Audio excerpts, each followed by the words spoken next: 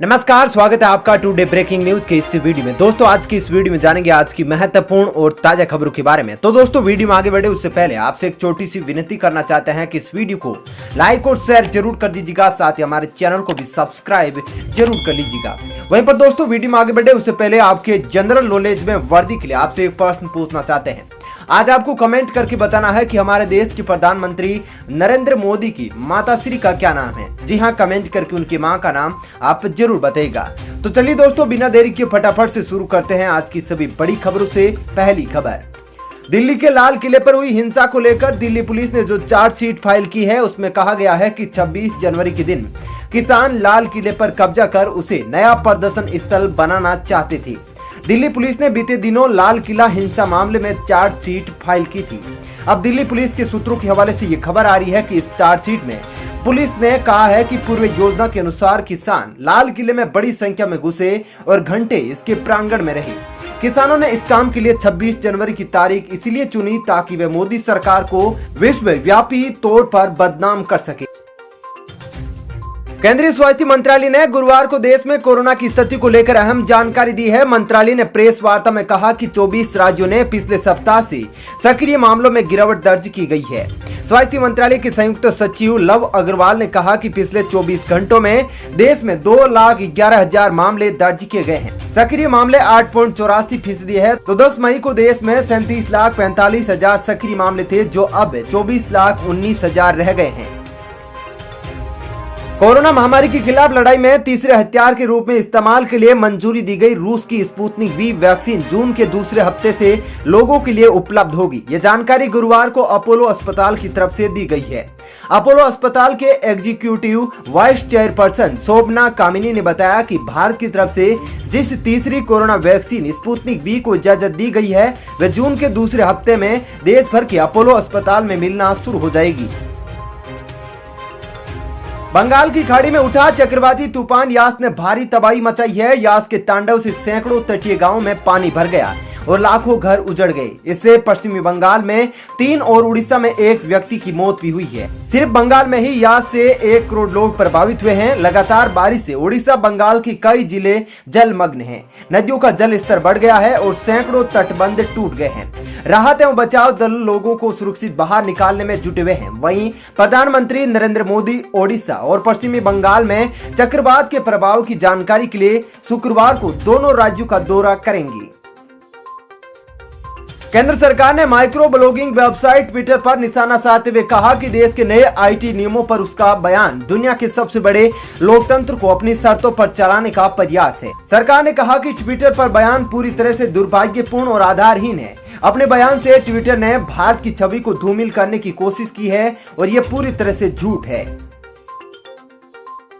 सोने और चांदी की कीमतों में गुरुवार को गिरावट दर्ज की गई है। एचडीएफसी सिक्योरिटीज के अनुसार राजधानी में गोल्ड की भाव 319 रुपए प्रति 10 ग्राम की गिरावट रही। वहीं पर दिल्ली में 10 ग्राम सोने का दाम 48,223 रुपए रह गया। पिछले सत्र में गोल्ड 48,542 रुपए प्रति 10 ग्राम था। वहीं चांदी की कीमत में भी 1,287 रुपए प्रति किलोग्राम टूट रही। दिल्ली में सिल्वर की कीमत भी 70,637 रुपए प्रति किलोग्राम रह गई है। वहीं पर पिछले सत्र में इसकी कीमत 71,924 रुपए प्रति किलोग्राम दर्ज की गई थी। जीएसटी परिषद की बैठक शुक्रवार को होने जा रही है, जिसमें कोविड से जुड़ी सामग्री मसलन दवाइयों, टीकों और चिकित्सा उपकरणों पर कर की दर को कम करने पर विचार किया जाएगा। इसके अलावा बैठक में राज्यों को राजस्व नुकसान की भरपाई के तौर तरीकों पर भी चर्चा होगी। सूत्रों ने बताया कि वित्त मंत्री निर्मला सीतारमण की अगुवाई वाली परिषद की करीब 8 माह बाद यह पहली बैठक होगी। सूचना एवं प्रौद्योगिकी मंत्री रविशंकर प्रसाद ने गुरुवार को कहा कि व्हाट्सएप उपयोगकर्ताओं को नए सोशल मीडिया नियमों से डरने की कोई जरूरत नहीं है और ये नियम इन मंचों के दुरुपयोग को रोकने के लिए तैयार किए गए हैं। उन्होंने आगे कहा कि नए नियमों के तहत उपयोगकर्ताओं के पास शिकायत निवारण के लिए एक मजबूत तंत्र होगा। उत्तर प्रदेश विधानसभा चुनाव नजदीक आते देख राज्य की योगी आदित्यनाथ सरकार जहां अपनी गिरती छवि को सुधारने के लिए मैदान में उतर आई है, तो दूसरी ओर दशकों से हाशिए पर पहुंची कांग्रेस अपनी जमीन तलाशने में जुट गई है। दोनों कोरोना से प्रभावित गांवों की ओर कूच कर रहे हैं ताकि ग्रामीण मतदाताओं को अपने पक्ष में रिझाया जा सके। हालांकि समाजवादी पार्टी और बसपा अभी तक अपने अभियान की शुरुआत नहीं कर सके हैं, लेकिन उनकी तैयारियां भी जारी है। कोरोना महामारी के बीच यूपी में सरकारी कर्मचारियों की कई यूनियनें अपनी मांगों को लेकर हड़ताल की तैयारी कर रही है। वहीं यूपी की योगी आदित्यनाथ सरकार ने सख्त रुख अपनाते हुए प्रदेश में अस्मा कानून लागू कर दिया है। दिल्ली हाईकोर्ट ने 3 नए कृषि कानूनों के खिलाफ प्रदर्शन कर रहे किसानों के शिविर पर 19 जनवरी को हुए कथित हमले की एसआईटी से स्वतंत्र जांच कराने का अनुरोध करने वाली याचिका पर केंद्र और दिल्ली सरकार को जवाब दाखिल करने के लिए कहा है। जस्टिस मुक्ता गुप्ता ने केंद्रीय गृह मंत्रालय, दिल्ली सरकार के गृह विभाग और अलीपुर पुलिस थाने को नोटिस जारी किया है और याचिका पर अपना रुख स्पष्ट करने को कहा है। गुरुवार को झारखंड माध्यमिक शिक्षा निदेशक हर्ष मंगला ने घोषणा की कि कक्षा 9वीं और 10वीं की परीक्षाएं रद्द कर दी गई है। रिपोर्ट के अनुसार झारखंड में लगभग 8 लाख छात्रों को बिना परीक्षा से अगली कक्षा में प्रमोट किया जाएगा। पंजाब में कोविड की समीक्षा के बाद मौजूदा हालात को देखते हुए कोविड प्रतिबंधों को 10 जून तक बढ़ाए जाने का ऐलान किया गया है। सक्रिय कोविड मामलों की संख्या और पॉजिटिविटी दर में गिरावट आने के मद्देनजर मुख्यमंत्री कैप्टन अमरिंदर सिंह ने निजी वाहनों में सवारियों की संख्या को सीमा हटाने के आदेश दिए हैं। देश भर में कोरोना महामारी के प्रकोप के बीच बोर्ड परीक्षाओं के आयोजन को लेकर गहरे संशय के बादल अब छंटते नजर आ रहे हैं। माना जा रहा है कि सीबीएसई बोर्ड की सत्र 2021 के लिए 12वीं की परीक्षाएं आयोजित की जाएगी। ताजा जानकारी के अनुसार परीक्षार्थियों का समय और घटाया जा रहा है। सूत्रों का दावा है कि परीक्षाओं में सभी प्रमुख विषयों के प्रश्न पत्र को सोल्व करने के लिए परीक्षार्थियों को 30 मिनट का समय दिया जाए। इससे पहले कहा जा रहा था कि परीक्षाओं के समय को 3 घंटे से घटाकर 1.5 घंटा किया जा सकता है।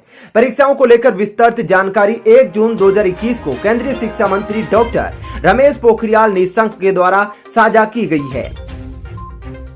बंबई उच्च न्यायालय ने बृहस्पतिवार को कहा कि महाराष्ट्र सरकार को कोविड-19 महामारी के दौर में जीवन रक्षक गैस की मांग को पूरा करने के लिए निजी अस्पतालों के वास्ते अपना ऑक्सीजन उत्पादन इकाइयां लगाना अनिवार्य करने का अध्यादेश लाने पर विचार करना चाहिए। पश्चिमी बंगाल की मुख्यमंत्री ममता बनर्जी ने गुरुवार को कहा कि बेहद गंभीर चक्रवाती तूफान याद से राज्य में 15,000 करोड़ रुपए की संपत्ति का नुकसान हुआ है। इसके साथ ही उन्होंने राहत और बचाव कार्य के लिए शुरुआती 1,000 करोड़ रुपए की पैकेज का ऐलान किया है। वहीं पर पीएम नरेंद्र मोदी शुक्रवार को ओडिशा और पश्चिमी बंगाल में नुकसान का हवाई सर्वेक्षण करेंगे। चलिए दोस्तों, फिलहाल इस वीडियो में इतना ही। ऐसी ही खबरें देखते रहने के लिए आप हमारे चैनल को सब्सक्राइब कर लीजिएगा। साथ ही इस वीडियो को लाइक और शेयर जरूर कीजिएगा ताकि हमें भी एक छोटा सा मोटिवेशन मिलता रहे आपके लिए ऐसे ही वीडियोज बनाने का। जय हिंद।